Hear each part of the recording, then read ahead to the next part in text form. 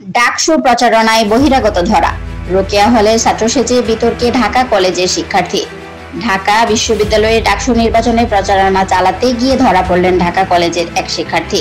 বুধবার বিকেলে ছাত্রদল সমর্থিত প্রার্থীর হয়ে প্রচারণায় অংশ নিয়ে তিনি নিজেকে রোকেয়া হলের আবাসিক ছাত্র দাবি করেন। তবে এজিএস প্রার্থী মহিউদ্দিন রনির প্রশ্নের মুখে স্বীকার করেন তিনি আসলে ঢাকা কলেজের ছাত্র।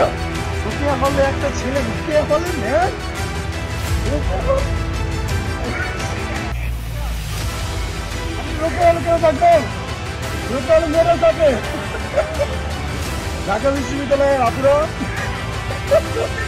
আমি দুঃখ প্রকাশ করছি যে আমাদের এই ভাই কেন রোকেয়া হলে থাকে, আপনারা কেন এটার প্রতিবাদ করেন না। আমরা আসলে লজ্জা পাইতেছি যে প্লিজ আপু আপনাদের কাছে রিকোয়েস্ট করবো, এটা হচ্ছে বাংলাদেশ জাতীয়তাবাদী ছাত্র দলের হাসিবুর রহমান সাকিবকে সদস্য পদে ওনারা হচ্ছে ভোট চাইতেছে।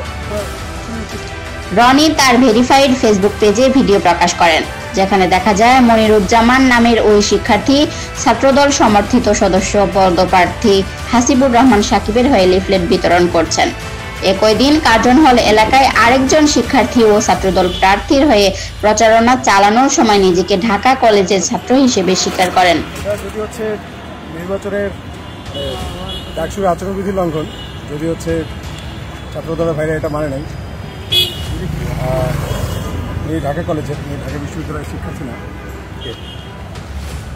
আপনাকে শুভকামনা নো প্রবলেম। হ্যাঁ, কিন্তু আসলে এটা নিয়ম না যে হচ্ছে এটা বিশ্ববিদ্যালয়ের শিক্ষার্থীরা হচ্ছে ঠিক আছে।